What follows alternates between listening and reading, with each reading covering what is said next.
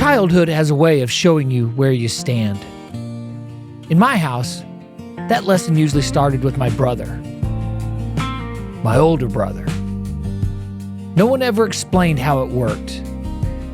Top bunk, top drawer, shotgun. Growing up, 2 years wasn't a gap. It was authority. When we raced, he won. When we wrestled, he pinned me. He didn't always need to win. He just needed me to know who had. We played games like rock, paper, scissors. Harmless on the surface. Never about the game. Losing meant a wet, 2-finger slap to the forearm. The welts kept score.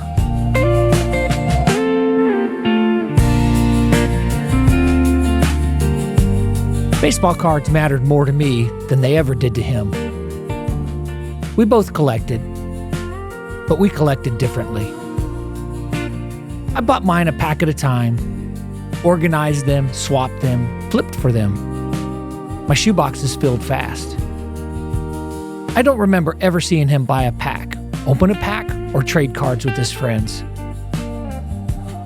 His collection grew anyway, mostly from mine. He preferred autographs, baseballs, bats, glossy 8x10s. He'd stand in line for hours to meet a player, especially a red.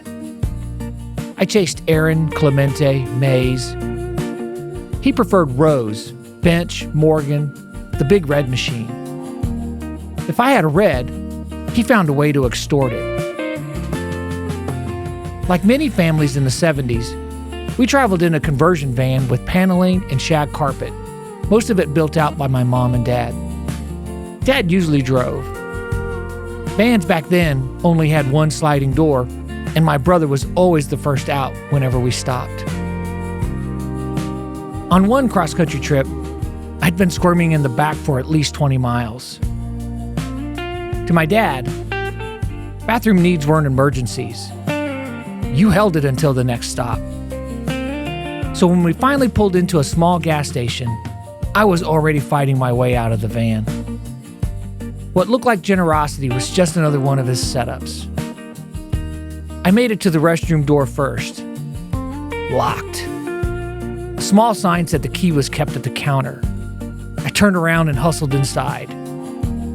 That's when I saw it. My brother standing at the counter holding a full-size bowling pin. And dangling from the top of it, the key. He had already checked it out. He stood there holding that pin, knowing full well I barely had a 2-inch grip on an 8-inch problem. Your Rose, he said. Your 1969 Rose. In that moment, I realized something about my brother. He always seemed to know exactly what I needed, and exactly what it was worth.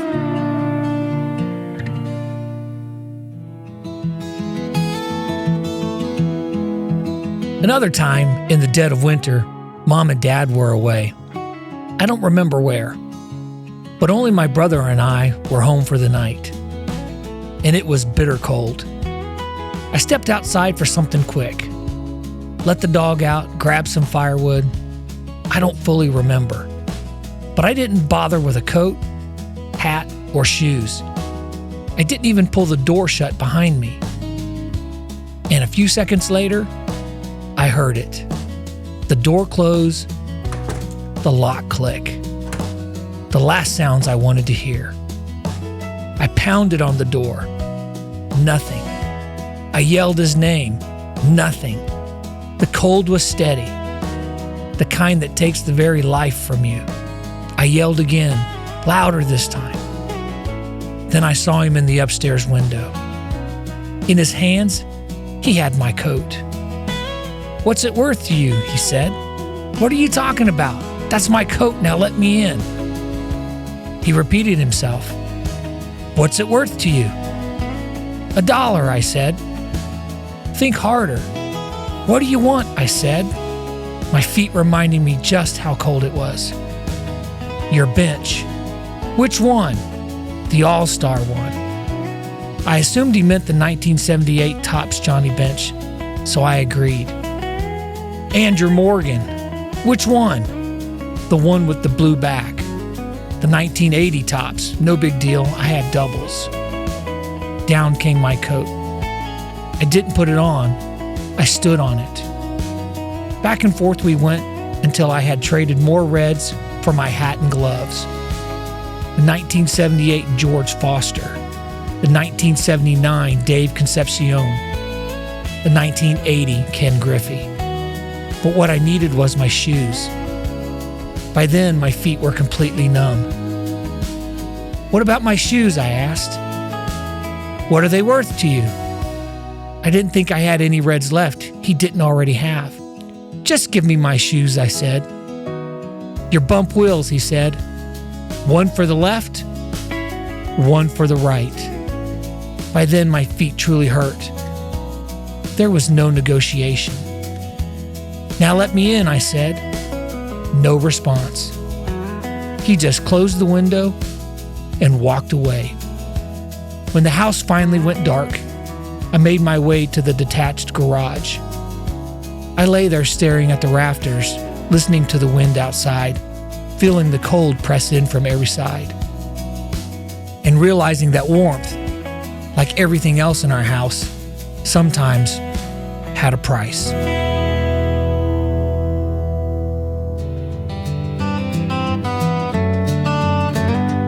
In September 1985, I was a senior in high school. My brother was working as an emergency medical technician. Steady paycheck, new Camaro, adult responsibilities. Pete Rose was tied with Ty Cobb at 4,191 hits. I don't remember how I ended up at the mall that day. I just remember standing in line trying to get tickets to the upcoming Padres Red Series. Monday and Tuesday were already sold out. Only Wednesday remained. Upper deck, third base side, $5.50 each. I didn't hesitate. Even if Rose didn't break the record, I was still going to a major league game. At 17, that felt pretty good. With tickets in hand, I headed home to hatch a plan to find a ride, miss school, and determine who I wanted to invite to go with me. Missing school was the easiest, as I would only miss my civics class. The teacher, also the head basketball coach, understood the moment. We agreed that if Rose went 0 for Tuesday, I wouldn't lose 10 points for knowingly skipping class. I somehow convinced my friend Chris to also skip class. For a day, we were truants headed to Cincinnati, hoping to witness baseball history. 2 problems solved, 1 to go. Transportation. I had no intent of inviting my brother, who had just finished a 24-hour shift and missed his chance to buy tickets. When he realized I had them, I could see it before he said a word. "How you getting there?" he asked. "Why do you think I got 3 tickets?" "So you don't have a ride?" "We have a ride," I said. "Who?" "A friend." "What's his name?" Silence. That's when I realized I'd said too much. "I'll tell you what," he said. "Give me the ticket, I'll drive. $20 for gas." "How about I find another ride?" I said. "You're gonna do me that way?" "You bet I am. Why wouldn't I?" For once, he was just the older brother. Die-hard fan chasing a fix. We left it at that. Everything hinged on one thing. Pete Rose going 0 for Tuesday. We listened on the radio. Every at-bat, every pitch, every swing. Every time he stepped to the plate, we held our breath. First 3 at-bats, nothing. A fly to left, 2 pop-ups to short. In the 8th, he came up again. Lance McCullers was on the mound. Line drive, left center, out. Just like that, I had 3 tickets to the hottest game in the country. Chris called within minutes. "We got a chance," he said. We still hadn't finalized the ride. I had 2 choices. find a ride, and finally, truly stick it to my brother, or let him drive. Either way, he'd pay.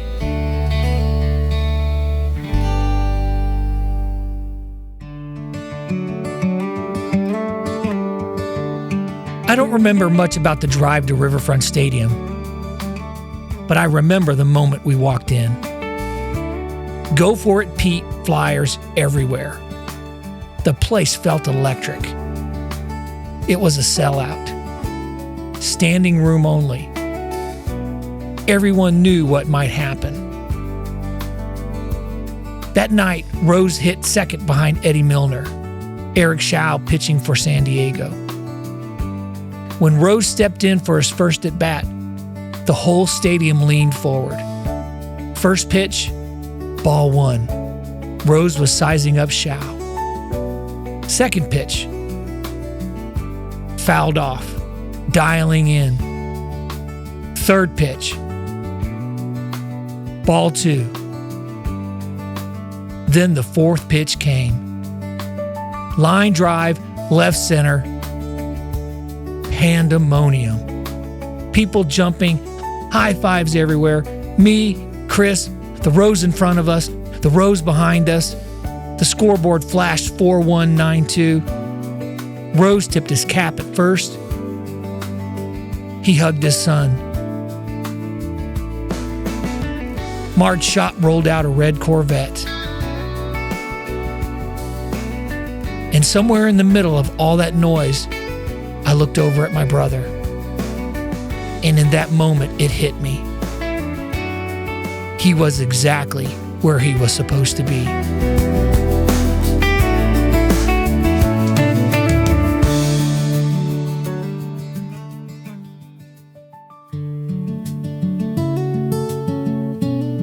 At the time, I thought this was about tickets, about finally having something he couldn't take from me, about turning the tables, about finally winning after years of torment and older brother antics. But looking back now, that wasn't what it was about at all. It wasn't about the cards he took, or the doors he locked, or the leverage we spent a childhood fighting over. Funny thing about brothers, you spend years trying to beat them, and the moments you remember most are the ones you shared. You see, the night Pete Rose passed Ty Cobb was the first Major League game my brother and I ever attended together. And though neither of us knew it then, it would be our last. We lost him in 2017. But every time I think back to that night at Riverfront Stadium, I remember looking over there and seeing him there, exactly where he was supposed to be. Baseball has a way of doing that.